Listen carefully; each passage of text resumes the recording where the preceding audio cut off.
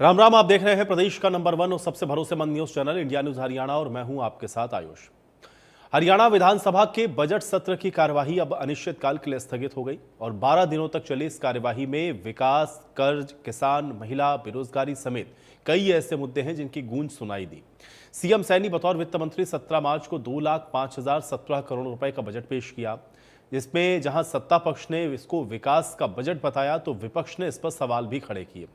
वहीं विधानसभा की कार्यवाही के दौरान कई ऐसे महत्वपूर्ण बिल रहे जो कि पास किए गए, जिसमें बीज हरियाणा संशोधन विधेयक, हरियाणा शव सम्मान निपटान विधेयक, Haryana travel agent registration regulation विधेयक पर सत्ता पक्ष को विपक्ष का साथ भी मिला। इसके साथ 31 मार्च को ईद के राजकीय अवकाश को रद्द करने का मुद्दा भी सदन में विपक्ष की ओर से उठाया गया। इस पर अब जमकर सियासत भी हुई। वहीं बजट सत्र के अंतिम दिन हरियाणा को अपना राज्य गीत भी मिल गया। सदन में राज्य गीत के चयन पर गठित समिति की तरफ से राज्य गीत का रखा गया प्रस्ताव ध्वनि मत से और सर्वसम्मति से पारित हो गया। मुख्यमंत्री नायब सिंह सैनी ने इस गीत को मूर्तरूप देने वाले सभी गणमान्य लोगों का आभार व्यक्त किया।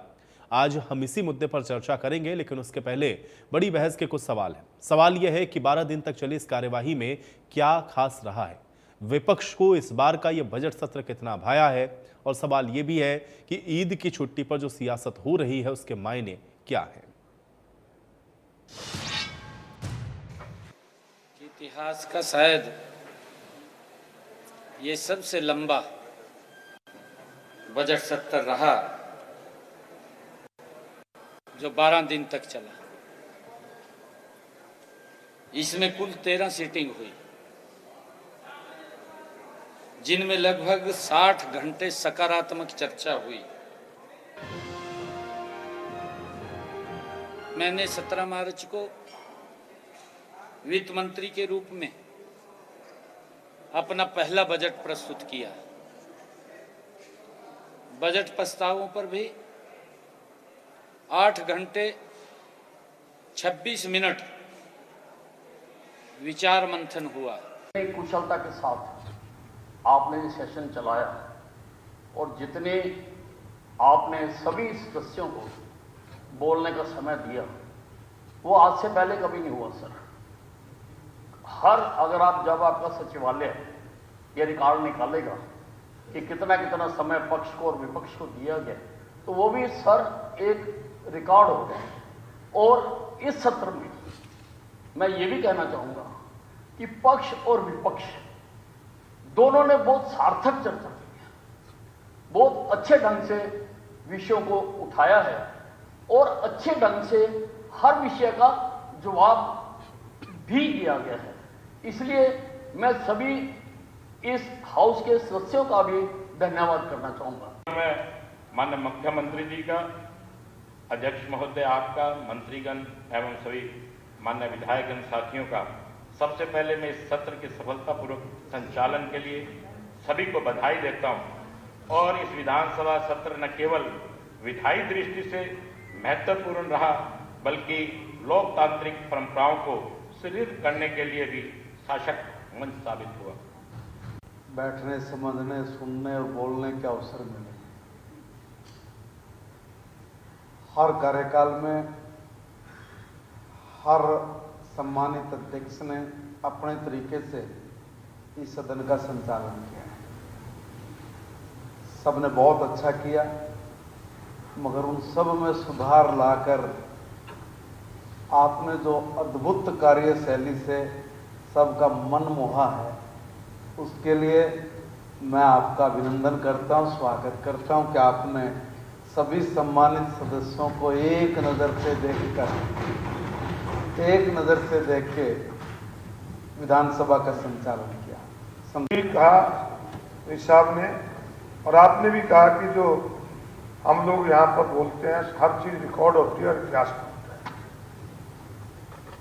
आपने जो बजट सेशन हमारा चला उसमें सभी सदस्यों को बोलने का मौका दिया, कोई दो राय नहीं। आपका धन्यवाद। आपने कई ऐसे सिस्टम भी चलाए, नए विधान जो हमारे विधायक चुन के आए हैं उनके लिए भी आपने योजनाएं चलाई हैं। पूरे हाउस की तरफ से, अपनी पूरी पार्टी की तरफ से जहां आपका धन्यवाद करते हैं। तीसरी बार जहाँ आने के बाद एक वाइब्रेंट और इंटेलिजेंट स्पीकर से हमारा वास्ता पड़ा, जो पक्ष की भावना भी समझते हैं, विपक्ष की भावना समझते हैं, और बड़े सौहार्दपूर्ण माहौल के अंदर सारा कुछ चला। और ट्रेनी बेंचेस की और काउंसिल ऑफ मिनिस्टर्स का भी हम धन्यवाद करते हैं कि उन्होंने इतनी पेशेंस रखी कि हमारे को सुना। मैं CLP कांग्रेस लेजिस्लेटिव पार्टी के सभी सदस्यों की तरफ से आपका आभार व्यक्त करता हूं, और जो इनोवेशन और जो नयापन इस हाउस के अंदर आया है, हर एक साल इसको आप आगे और प्रोग्रेस करेंगे, इन शब्दों के साथ बहुत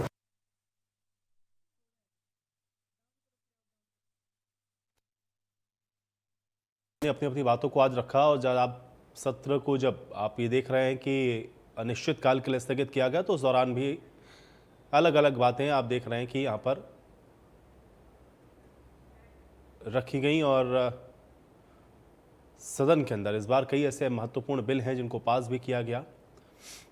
तो 7 तारीख से ये बजट सत्र शुरू हुआ और 28 मार्च तक चला। हालांकि बीच में कुछ दिन की छुट्टियां भी रहीं, लेकिन उसके बावजूद भी आप देखेंगे तो कुल 12 दिन सदन की जो कार्यवाही है वो चली। सत्ता पक्ष और विपक्ष के बीच में कई ऐसे मुद्दे हैं जिस पर आपने देखा कि जमकर बहस भी हुई। कुछ विषय ऐसे थे, कुछ विधेयक ऐसे थे जिसमें विपक्ष का साथ भी सत्ता पक्ष को मिला। और सबसे महत्वपूर्ण बात यह है कि हरियाणा का जो राज्य गीत है उसको भी सर्वसम्मति से आज पास किया गया। और अब राज्य गीत के तौर पर भी हरियाणा को आज जो राज्य गीत मिला है वो भी अब आपको सभी जगहों पर सुनाई पड़ेगा। तो सत्ता पक्ष और विपक्ष दोनों ने अपनी अपनी बातों को यहाँ पर रखा। विपक्ष की ओर से जो प्रश्न उठाए गए उसका जवाब सत्ता पक्ष की ओर से दिया गया, और उस पर भी आप देख रहे हैं कि जो बहस है वो देखने को मिली है। और इस बार आपको मिलाकर के जो विधानसभा का बजट सत्र है ये किस प्रकार का रहा है और 12 दिन की कार्यवाही में क्या कुछ रहा है, इससे क्या निचोड़ निकल करके सामने आया है, आज इसी पर चर्चा करते हैं। सभी मेहमान हैं मेरे साथ, पहले उनका परिचय करवा देते हैं।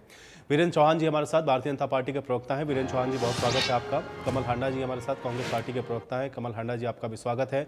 ओंकार सिंह जी हमारे साथ, इंडियन नेशनल लोकदल के प्रवक्ता हैं। ओंकार सिंह जी आपका भी स्वागत। और अमित नेहरा जी हमारे साथ, वरिष्ठ पत्रकार हैं। अमित नेहरा जी आपका भी स्वागत है। वीरेंद्र जी आपसे चर्चा की शुरुआत करूंगा, क्योंकि आज विधानसभा की जो कार्रवाई है वो अनिश्चितकाल के लिए स्थगित की गई, लेकिन 12 दिन जो पूरा सेशन चला, क्या कुछ रहा इस पूरे सेशन में, क्या हासिल हुआ है और कैसे देखते हैं इस बार के आप इस बजट सत्र को? आपका रिएक्शन चाह रहा हूं। ओंकार सिंह, क्योंकि आपके चैनल पर मेरे साथ बदतमीजी कर चुके हैं, गाली गलौज कर चुके हैं, मैं इनके साथ डिबेट में नहीं बैठूंगा। आप इनको बाहर करिए या मुझे कह दीजिए कि मैं चला जाता हूं। आपको मालूम है इस व्यक्ति ने क्या गालियां दी थी? क्या ये माफी मांग ली? क्या ओंकार सिंह ने जो बदतमीजी की थी इस चैनल पर, निम्नतम स्तर की, उसके लिए इन्होंने क्षमा याचना कर ली? अगर कर ली है तो मैं बात आगे बढ़ाऊंगा। ठीक है ओंकार जी, क्या आप अभी भी उस बात के लिए अपना खेद प्रकट करेंगे?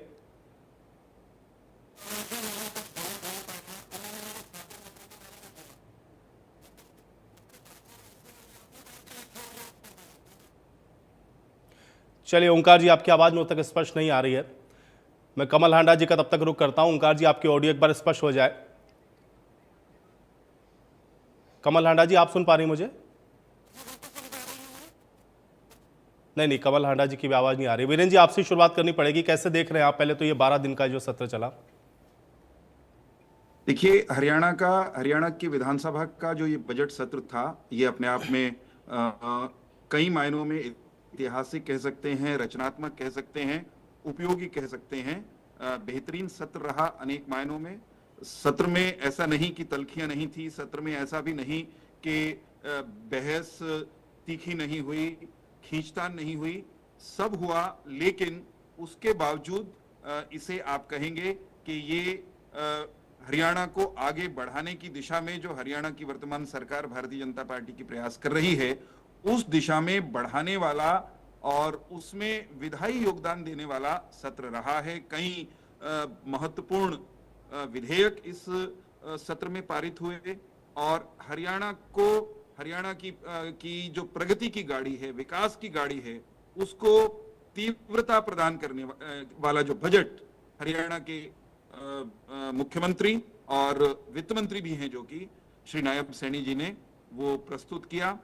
ऐसा बजट जिसमें समाज के सब तबकों की संभाल करते हुए हरियाणा को तीव्र गति से आगे ले जाने की बात कही गई है, जिसमें किसान की खूब चिंता की गई है। किसान से जुड़े अनेक मसले, किसान खेती से जुड़े हुए, नौजवानों से जुड़े हुए, महिलाओं के कल्याण की बात भी है, उसमें गरीब तबके के कल्याण की चिंता भी है, गांव की चिंता भी है, शिक्षा की बात भी है और स्वास्थ्य को भी बेहतरीन बनाने की बात कही गई है। और जैसा आपने भी ओपनिंग अपने कमेंट में कहा था, आज बजट के सत्र का अंतिम दिन था। अंतिम दिन एक बहुत महत्वपूर्ण काम हुआ है जो आज से बहुत पहले हो जाता तो और अच्छा रहता। 1966 में हरियाणा अस्तित्व में आया। हरियाणा का अपना राज्य गीत अब तक नहीं था, अब तक की किसी सरकार ने उस दिशा में पहलकदमी नहीं की थी। ये काम ऐसा था जो पॉजिटिव काम था। पूर्व की किसी भी सत्ताधारी पार्टी को ध्यान में आया होता तो वो भी इस दिशा में कदम बढ़ाते, नहीं किया गया।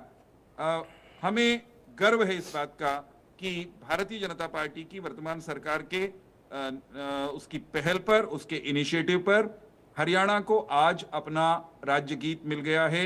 ऐसा गीत जिसके लेखन की प्रक्रिया में हरियाणवियों से आवेदन मांगे गए, यानी एक तरह की प्रतियोगिता आयोजित की गई, अनेक लोगों ने उसमें प्रतिभागिता की, उसमें से एक गीत को चयनित किया गया।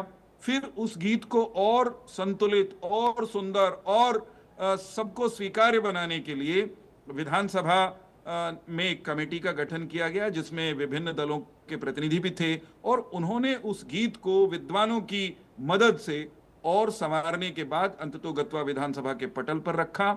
खूबसूरत बात, बेहतरीन बात, अच्छी बात ये कि जब सदन में उस गीत पर चर्चा हुई, जो वास्तव में सबके साथ चर्चा करके ही वहां पर पटल पर रखा गया था, तो समूचे सदन ने, सभी राजनीतिक दलों ने बिना किसी क्लेश के, कलह के और खींचतान के सबने उस गीत की न केवल गीत को सहमति के साथ स्वीकार किया, विधानसभा ने अंगीकार किया सर्वसम्मति से, अपितु उसमें जो भाव व्यक्त किए गए हैं उस गीत के हर अंतरे में, हर वाक्य में हरियाणा के अलग अलग आयाम